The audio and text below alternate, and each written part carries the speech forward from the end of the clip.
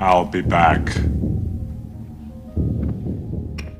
There's a certain steel in his gaze and a firmness in his voice, a cinematic moment that transcended language itself.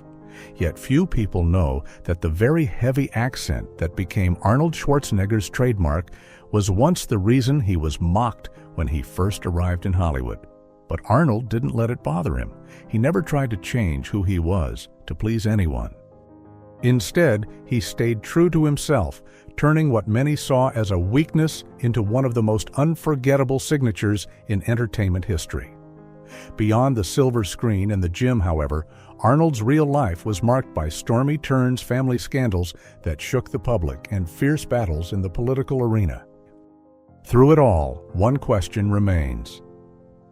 What makes a man who conquered bodybuilding, Hollywood, and politics still command respect today?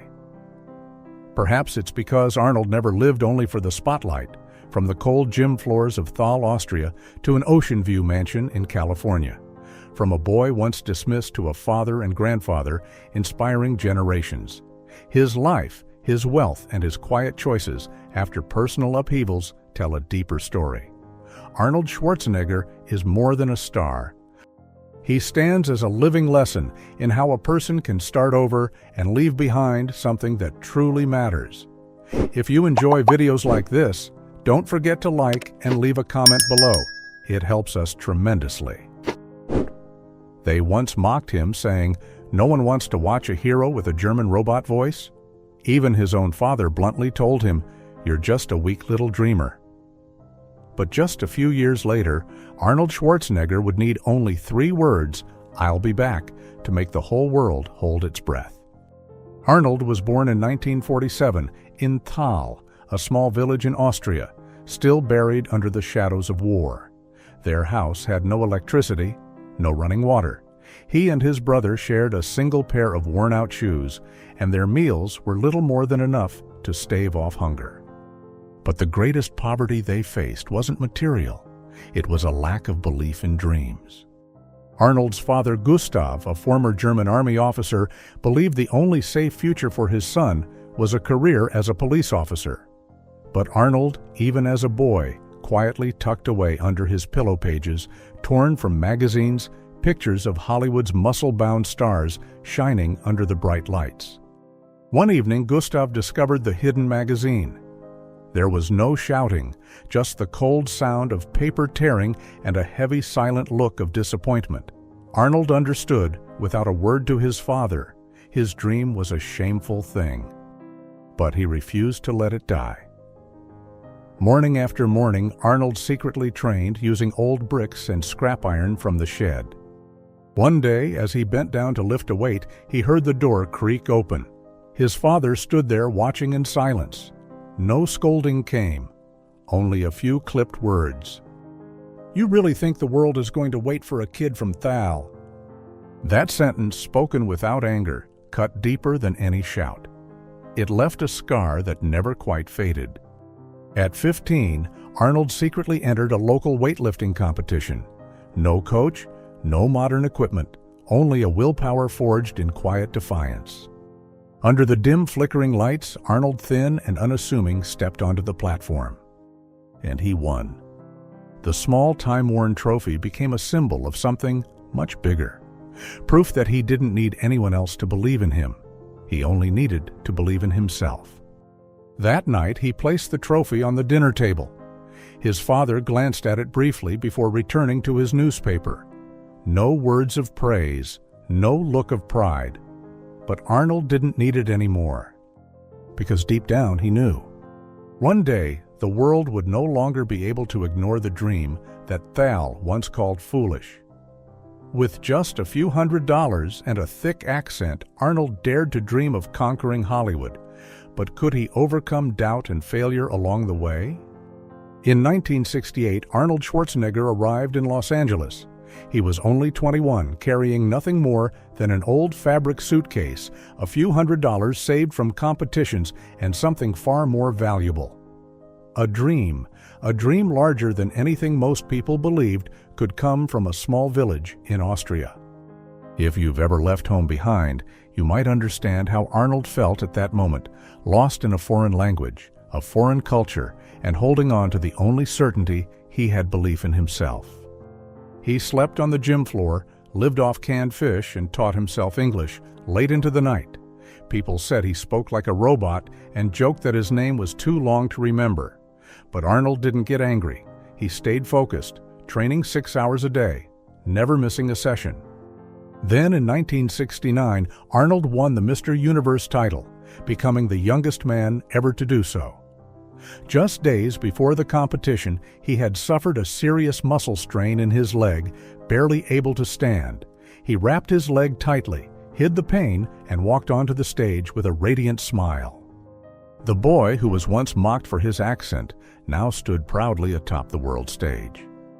But the spotlight didn't stay bright for long. In 1970, Arnold was cast in his first movie, Hercules, in New York. The excitement was overwhelming until he learned that his voice had been dubbed over, the reason not clear enough for American audiences. The crew jokingly called him Hercules without a mic behind his back. When the movie premiered, Arnold quietly slipped out before it ended, walking alone through the night back to the gym. No one knew that night he asked himself, was the dream simply too far out of reach? If you've ever pushed forward while others doubted you, you'll understand what Arnold did next. He pivoted. By day he trained. By night he studied business. In 1971, with a loan from a close friend, Arnold bought his first small apartment building in Santa Monica. No one believed he could pull it off. When he signed that first contract, his hand trembled. One signature, one mistake, and he could lose everything. But Arnold understood true freedom requires taking risks. 3 years later, that investment had multiplied many times over. But instead of bragging, Arnold quietly reinvested brick by brick, building a more secure future for himself even before Hollywood fully opened its doors. A journalist once wrote, "Some stars are born from luck, others from talent." Arnold built his way with his bare hands. He didn't make noise, he didn't complain. Every rejection, every slight, only sharpened his resolve. And then just a few years later, the first real call from a major studio finally came. But this time he wasn't the dubbed Hercules anymore. From the boy, once ridiculed, Arnold was quietly crafting a future of his own making. Would Hollywood finally open its gates? From a dubbed voice in his first film to a name the world would wait breathlessly to hear, Arnold Schwarzenegger's journey was just beginning. In 1984, the Terminator premiered. Arnold had only 17 lines of dialogue, but with just 3 words, "I'll be back," he silenced movie theaters across the country. That role didn't just make him a Hollywood A-lister, it carved his name into the very heart of popular culture.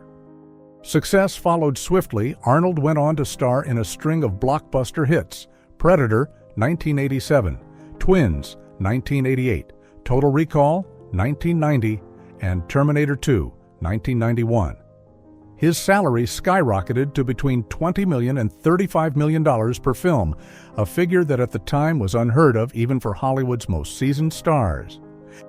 The boy who once hid weights in a cold storage shed back in Thal had now become the highest-paid actor in Hollywood. But for Arnold, success never came quietly. While others celebrated at parties, Arnold kept to a strict athlete's schedule: early mornings, daily gym sessions, meals timed like clockwork. One director once shared that during the filming of Kindergarten Cop, Arnold only agreed to delay the shoot by 10 minutes because it would have interfered with his lunch, a schedule he had followed without fail for over 30 years. His triumphs on the screen opened new doors, and Arnold stepped into politics in a way no one saw coming. In 2003, live on The Tonight Show, Arnold announced his candidacy for governor of California. An action star, an immigrant. The media scoffed, but he won. And for 2 full terms from 2003 to 2011, he focused on economic reform and environmental protection. Time magazine would go on to name him twice among the 100 most influential people in the world. When Arnold stepped away from political life, he didn't return to the simple days of the past. Instead, he built a life marked not just by luxury, but by deeply personal meaning. In 2002, Arnold purchased a classic estate nestled in Brentwood Hills, west of Los Angeles, a property that had once been little more than wild grass and open land, now transformed into one of the city's most exclusive gated communities. He paid $48 million for the home, but the true value lay far beyond the price. The Mediterranean-style villa spans over 14,500 square feet, with stone facades, wrought iron gates, and ivy-draped fences. From the second-story balcony, Arnold can gaze out toward the ocean on quiet afternoons. The grounds include a private tennis court, a personal gym, and an infinity pool, where he often relaxes after heavy workouts. But perhaps the most meaningful corner is his oak-paneled reading room, where he keeps handwritten letters from his mother and a framed photo taken the day he left Austria. "I don't choose a place to live." Arnold once said, "I choose a place that reminds me who I am."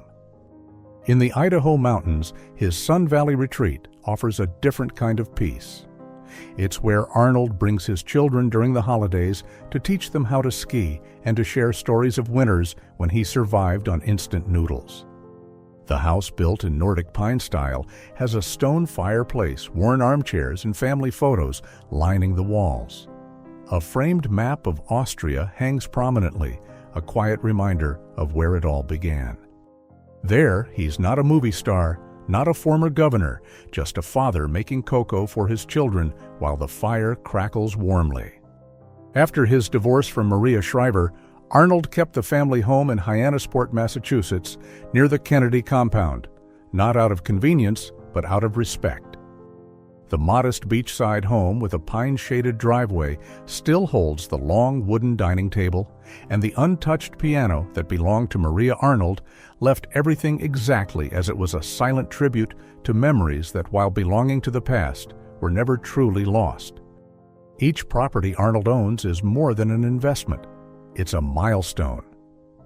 From the boy evicted from a dormitory for not making rent to a man who can now choose any corner of the world to call home, he has traveled an extraordinary path.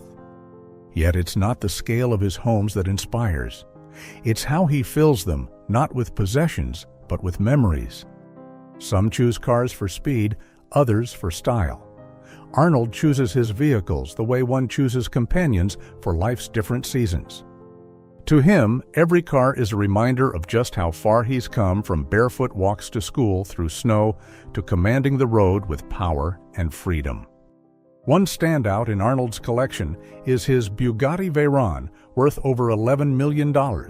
Glossy black, powered by a W16 engine, capable of speeds over 250 miles per hour. It's a vehicle fit for royalty or tech billionaires. But for Arnold, the appeal isn't in the horsepower, it's the absolute silence when the doors close. Inside the cabin becomes a sanctuary, a place to momentarily escape the schedules, the spotlight, and the pressures of public life. "Sometimes," he once said, "I just need a space where no one can ask me for anything. This car gives me that peace." Then there's the Tesla Roadster, an unlikely choice for the man who once drove tanks and played robotic warriors on screen. Yet Arnold has been a strong advocate for clean energy, and the Roadster stands as proof of that commitment. It's not the fastest car he owns, but it's the one he often uses for environmental summits or for quiet weekend drives with his grandchildren. No engine roar, no emissions, just a simple, clean journey under a soft afternoon sun. At one event, a young boy once ran up to him and asked, "Aren't you the Terminator? Why are you driving an electric car?" Arnold smiled, leaned down, and answered, "Because the world needs more healers than destroyers." And of course the Hummer H1, a military vehicle. Arnold fell in love with in the early 1990s. He was the driving force behind bringing the Hummer into civilian life. But times changed, and so did Arnold. Rather than discard his old Hummers, he had them retrofitted into electric vehicles, keeping their rugged form, but adapting them for a cleaner future. For Arnold, it's not about abandoning one's roots, It's about evolving without losing who you are. His collection doesn't end there, from classic Bentleys to armored Range Rovers for high-security events. Each vehicle tells a chapter of a man who rose from hardship without ever losing his strength of character. Many collect cars to showcase status. Arnold's collection tells a different story. He drives the way he lives, with intention, with depth, and always with a purpose. Among Arnold's most remarkable assets is his Gulfstream III private jet, valued at around $35 million, but for him, it's more than just a means of travel. It symbolizes time, the ability to choose his own schedule, his own destinations, and ultimately his own life. The jet, often called a second home in the sky, can carry up to 19 passengers. Inside, there are leather seats, a small kitchen, and a quiet cabin, where Arnold often reads plans or simply watches the clouds drift by.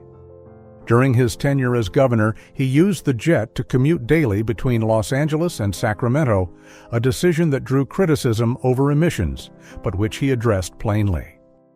"I didn't choose the jet for luxury. I chose it so I could be home for dinner with my children." The plane isn't just about wealth. It speaks to the priorities Arnold has always held dear: family responsibility and being there when it matters. Habits where discipline becomes freedom. People often ask what has kept Arnold at the top, even long after the spotlight faded. The answer isn't found in boardrooms or on red carpets. It's woven into a lifetime of discipline, a quiet, steady rhythm that's lasted more than 50 years. Even at 77, Arnold still rises at 5 a.m., no alarm clock, no hesitation. His home gym, tucked into the basement of his Brentwood estate, echoes each morning with the sound of weights. He begins with cardio moves onto dumbbells, finishes with light yoga and a strong black coffee. "I don't wait for motivation," he says, "I replace it with habit." For Arnold, maintaining a strong body isn't about appearance. It's about thinking clearly, working fully, and staying ready for whatever life brings. But even steel eventually bends. When the foundations of his life began to crack, how did Arnold face it? Let's step into the most difficult chapter of his journey, where fame, love, and career were all put to the test. When scandal rocked his family, why did Arnold choose silence instead of fighting back? It wasn't a scene from a movie, it was real life. The man who once made entire nations cheer now faced the most painful looks of all the disappointment inside his own home. In 2011, just months after stepping down as governor of California, Arnold Schwarzenegger stood in the middle of a storm no one had seen coming. News broke across every outlet Arnold had fathered a son, Joseph, with a member of the household staff more than a decade earlier. Maria Shriver, his wife of 25 years, had not known until Arnold himself confessed. The media swarmed, public opinion split, while the world waited for a defense, a denial, an outburst. Arnold chose silence. "I take full responsibility. I apologize to Maria, my children, and my family." There were no press conferences, no finger-pointing, no excuses. Arnold withdrew from the public eye for months. He met privately with each of his children, answering the hardest questions, not from reporters, but from his own family. "Why didn't you tell us?" If you've ever tried to mend a mistake, you might understand Arnold's choice. Words aren't always enough for forgiveness. Some wounds can only heal with time and with quiet, steady presence. Over the years, Arnold and Joseph built a close bond, working out together, sharing meals, and staying connected. He continued to provide full financial support for all 5 of his children and maintained a respectful relationship with Maria. "I can't change the past," Arnold once said, "but I can do right from now on." During his time as governor of California, 2003-2011, Arnold faced his share of political battles. But perhaps the most controversial moment came in 2006 when he signed AB 32, the first major legislation in America, aimed at cutting carbon emissions, requiring businesses to lower their carbon footprint. Many Republican allies turned on him. They accused him of betraying economic principles and chasing environmental trends. Some major donors pulled their support. At a tense internal meeting, one advisor even slammed his hand on the table and warned, "You won't stay in office if you keep this up." Arnold signed it anyway. No speeches against his critics, only a quiet, steady statement. You can't call yourself a leader if you only do what's easy. If you've ever stood firm under judgment, you'll understand the choice Arnold made. And criticism didn't stop at politics. When reporters attacked him for using a private jet during his term, he gave a simple reply. "I don't need a jet to show off. I need it to have breakfast with my wife and dinner with my kids." Not an excuse, just a way of living, putting family first, even when misunderstood. Many celebrities have faced public scandals. Mel Gibson's breakdown, Tiger Woods' private life torn apart by the media. Their reactions were often marked by anger, lawsuits, or withdrawal. Arnold chose a different path. No shouting, no hiding. He started again, quietly, still training, still showing up for his children, still working. He refused to let scandal erase the good within him. Scandal doesn't define a person. How they move beyond it, that's what reveals who they truly are. Arnold weathered the storm with dignity and tact, but what legacy did he build? In the end, in the next chapter, we'll step into the final part of his journey, where silent actions speak louder than any promise ever could. From a poor village boy to a man who inspires thousands to dream bigger, what legacy does Arnold Schwarzenegger leave behind? Most people know Arnold Schwarzenegger from the big screen, from his muscles, his unmistakable voice, and his million-dollar roles. But few realize that beyond the lights and fame, Arnold has spent decades giving back to those who remind him of where he once came from, the poor, the overlooked, but those who dared to dream. A boy who once had no place to study, now helping others find their way to an education. Arnold grew up in a small village without electricity. There were no proper classrooms. No one believed a boy like him could go far. Many years later, he became the founder of the Schwarzenegger Institute's after-school programs, providing students in underserved areas with a safe place to learn play sports and develop life skills. One student once wrote him a letter. "If it weren't for your program, I would have dropped out a long time ago. Now I'm a freshman in college. Thank you for believing in kids like me." If you've ever helped someone through a difficult time, you'll understand Arnold's drive. He also supports underprivileged students, especially children of immigrant families, through small but timely scholarships. For Arnold, it's not about charity. It's about offering a chance to change the course of a life, just as someone once did for him. From bodybuilding to protecting the planet. Known for his image of tanks, strength, and action roles, few would expect that Arnold devoted a major part of his life to reducing pollution and fighting for clean air for future generations. In 2006, he signed California's first major emissions reduction law. Later, he founded an organization that partners with local governments to launch renewable energy projects. He didn't have widespread support even from those in his own circles. But Arnold never changed course because he understood, if we don't start now, the world may not be worth living in later. I don't need everyone to agree with me, I just need to know I'm doing what's right.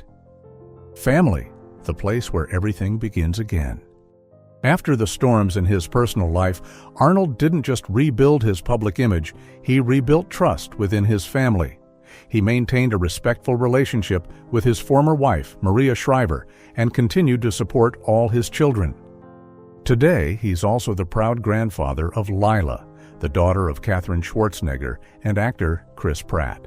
In rare moments of reflection, Arnold has said, "I've made many mistakes in my life, but now I have the chance to do right by the people I love." And finally, what will you leave behind? Arnold won't leave behind statues. He doesn't seek a spotlight, but his life has touched thousands, from students and immigrants to those who once felt lost. His legacy is a simple, powerful belief that anyone, no matter where they begin, can start again. So, what mark will you leave behind?